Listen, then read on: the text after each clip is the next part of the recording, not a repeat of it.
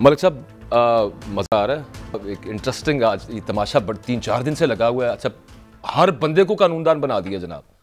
वो एक होता है ना, वो चिंगची जिस तरह रिक्शा होता है, आप उसमें बैठे होते हैं, आपको लग रहा है जैसे बड़ी कुछ स्पीड से मैं जा रहा हूँ, हवा आ रही है, चेंजेस आ रही है, बहुत कुछ हो रहा है। तो आधे घंटे में तुम पूछते हो वहीं के वहीं खड़े हैं। सारी जंगो जदल के बाद नतीजा क्या निकला कि परवेज़ लाई पंजाब का CM है, वो वहीं का वहीं है, सब कुछ वहीं का वहीं है। हो क्या रहा है मुझे बता दें, ये मैं उस शहर की आपको कहानी सुनाने लगा हूँ, लाहौर, जो इस वक्त दुनिया का मोस्ट पोल्यूटेड सिटी है। उसमें अभी तक हम 1 महीने से 15 दिन से ये बहस कर रहे हैं कि इसकी असेंबली टूटेगी कि नहीं टूटेगी।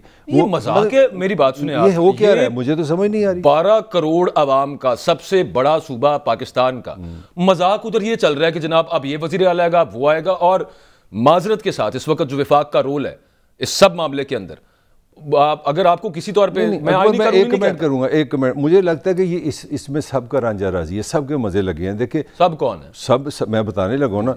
इमरान खान साहब कहते हैं जी असेंबली तोड़ दो, उन्होंने तोड़ दी। परवेज़ लाई साहब कह रहे हैं जी असेंबली नहीं टूटनी चाहिए, उन्होंने भी बचा लिया। वफाक कह रही है जी कि हम आपको एक ऐसी हुकूमत देना चाह रहे हैं जो बड़ी आइडियल होगी। तो मुझे लगता है कि ये एक ऐसा क्राइसिस है जिसमें सबके मज़े हैं सिवाय अवाम के। अवाम की ना आवाज़ है, ना उनका मसला है, ना उनके लिए कुछ हो रहा है। और मैं ईमानदारी से समझता हूँ सब के सब विन विन है। देखें, परवेज़ लाई की भी इज्जत रहेगी। इज्जत क्या रहेगी कि वो फिर CM का CM, क्योंकि खान साहब ने तो बड़ा इंपॉर्टेंट पॉइंट ये है कि अब हुआ क्या, मुझे आप बता दो हुआ क्या है? हुआ ये है सर, हुआ ये है कि कुछ भी अगर अदालत ने आज गवर्नर का वो डी नोटिफाई करने वाला नोटिफिकेशन मुअत्तल किया तो इसका मतलब है कि उनकी जो लीगल विजडम थी वो गलत थी। उनके लीगल जो बैटल चल रही थी उसमें PMLN को जो लोग मशवरे दे रहे थे, ये कानूनी मशवरे दे रहे थे, वो शायद गलत थे। नहीं, अदालत ने इस पर भी कोई बात नहीं की। मैं आपसे थोड़ा इख्तिलाफ करूंगा। मैं कई आईनी माहिरीन से मैंने फ़ोन किया, उन्होंने कहा जी ये इत्तेमाद का वोट लेना पड़ेगा। मुझे बताया मैं किधर जाऊँ। मैं सिर्फ एक छोटी सी बात करता हूँ, ये हमारे साथ कानूनदार आएंगे, मैं उनसे भी ये बात पूछूंगा। लेकिन उससे पहले मैं एक बात यहाँ पे ये अपने तौर पर एक तालिब इल्म होने के तौर पर मैं ये रख सकता हूँ। एक विजडम होती है कॉन्स्टिट्यूशन की।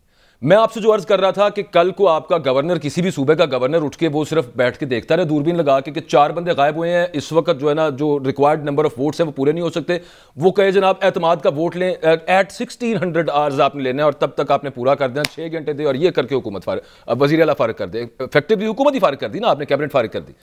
तो ये उसके अंदर जब ये कहा गया है कि एक सूटेबल टाइम दिया जाएगा, सूटेबल टाइम मंजूर भट्टू साहब के केस के अंदर डिसाइड हुआ है कि वो 10 दिन है। ये कहते हैं कि ये केस जो है ये यहां पे इंप्लीमेंट नहीं होता। अब अदालत का फैसला, एक जजमेंट है। दूसरी तरफ भी तो देखे ना अकबर, एक लेकिन नहीं आज विजडम तो होती है। नहीं यार, विजडम में गवर्नर का ये काम होता है। नहीं, विजडम की माँ क्या है? विजडम की माँ है जमहूरियत, जमहूरियत की माँ अक्सरियत।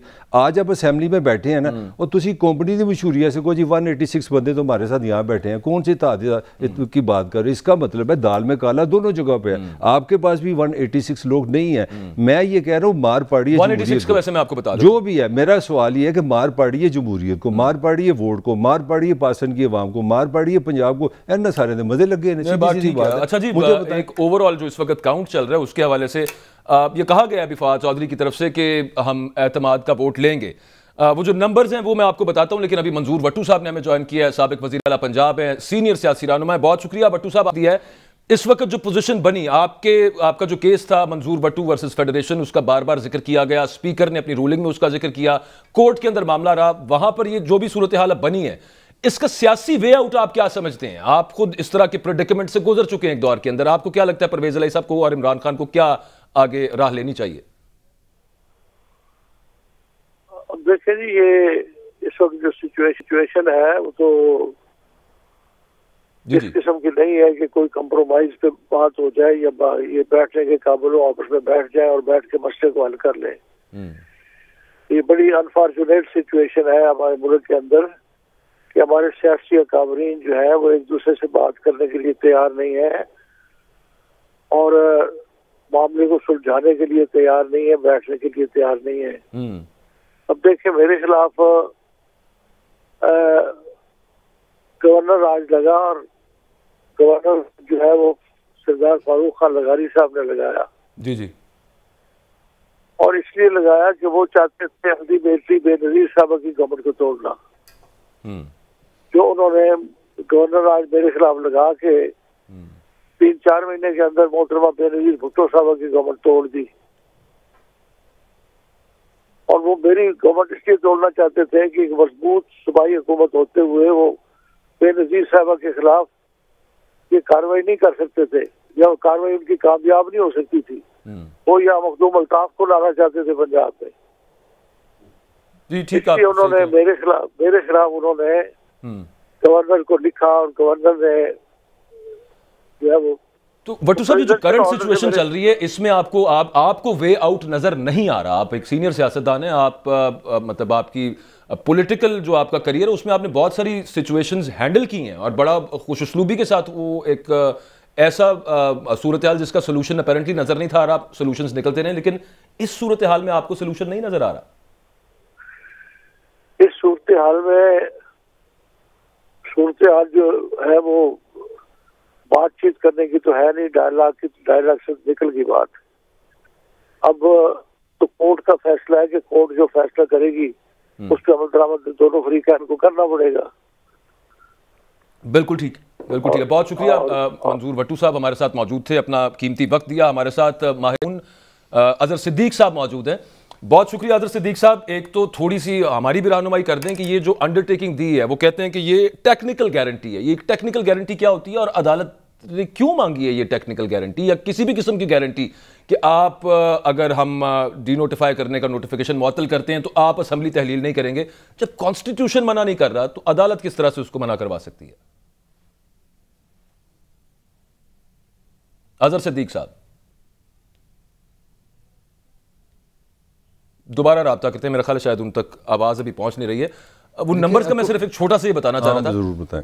186 वोट्स दरकार है। जी। उन 186 में से 2 तो लोटे हो गए, एक मसूद चौधरी साहब हैं और दूसरे दोस्त मजारी साहब हैं, वो वोट नहीं देंगे। एक खातून के बेटे की तबीयत खराब है, वो दुबई में है, और एक और खातून है वो मुल्क से बाहर है। 4 लोग ये हो गए, पीछे रह गए 186 जो दरकार हैं। परवेज इलाही साहब खुद उसमें वोट नहीं कर सकते, तो 185 हैं। तो अब उन दोनों में से एक खातून को या फिर 2 कोई लोटों में से किसी एक को मनाना जरूरी है इस वक्त। नहीं तो ये एतमाद का वोट मैं आपसे पूछना चाह रहा हूँ, ले लें तो ये आपके ख्याल में क्या सूरत हाल बनेगी? ये सारा कुछ इसीलिए हो रहा है ना। मेरा आर्गूमेंट ये है कि आप जो ये सारा कुछ कर रहे हैं आप किसके लिए कर रहे हैं? मुझे तो ये नहीं समझ आ रही। मुझे तो अभी तक as a student of politics कुछ समझ ही नहीं आ रही कि एक जिस बंदे की हुकूमत है, who is the head of PTI, उसका नाम इमरान खान है, वो मुझे पिछले हफ्ते कहा कि 23 को मैं असेंबली तोड़ रहा हूँ।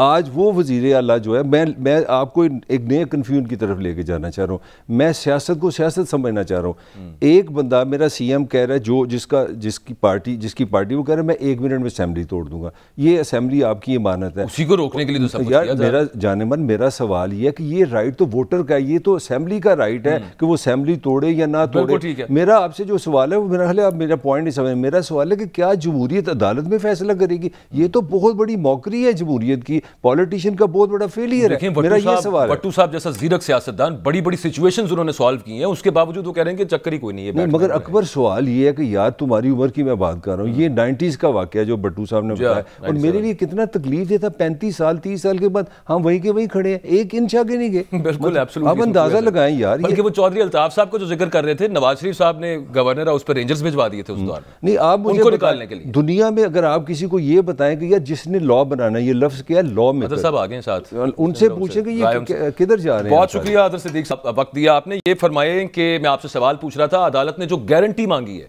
मैं as a student of law पूछना चाहता हूं कि गारंटी अगर कॉन्स्टिट्यूशन आपको ये अलाउ कर रहा है कि एतमाद का वोट अगर मांगा जाए आप असेंबली तहलील कर सकते हैं, अदालत ने किस विजडम के तहत ये गारंटी मांग ली और दे भी दी गई कि जनाब आप करें डीनोटिफाई करने का नोटिफिकेशन मुअत्तल, हम तहलील नहीं करेंगे असेंबली। अदर साहब बहुत शुक्रिया। ताहिर मलिक साहब ने जो एक बात कही है ना कि 90s की सियासत में हम वहीं के वहीं खड़े हैं, इसमें तो कोई शक नहीं है, नो डाउट अबाउट इट। पहली तो बात है, नजर आ रहा है कि जो किसी ने को काम करना था वो काम उन्होंने कर लिया। असेंबलियां तहलील होने से रोकनी थी, वो रुक गई। यानी कमो बेश जो दिसंबर में फैसला होना था, 11 जनवरी तक तो असेंबलियां तहलील, फिर आगे केस बहस होगा, आर्गू होगा, मुकम्मल होगा, और हो सकता है ये पूरा जनवरी गुजर जाए इसके अंदर। जब जनवरी गुजर गया, अगली बात मेरे से ले ले, मैं फिर आगे बाकी तरफ आता हूँ। एक तो ये ज़हन में निकाल लें अब कि इलेक्शन असेंबली अब तहलील नहीं हो, और ये मामला अब आपको इलेक्शन आपको मिलना है मार्च 2024 में, 2023 नहीं कह रहा मैं, मार्च 2024। और मैं टेक्निकली पहले आपको समझा दूं, 12 अगस्त को ये गालिबन असेंबलियां जो है ना वो तहलील होनी है।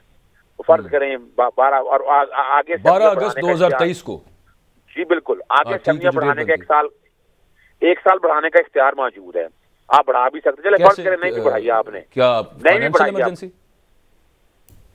कैसे बढ़ा लेंगे उससे? फाइनेंशियल इमरजेंसी लगा आईन इजाजत देता है, आईन इजाजत देता है, एक रेजोल्यूशन पास कर रही है नेशनल असेंबली ने, दैट्स ऑल।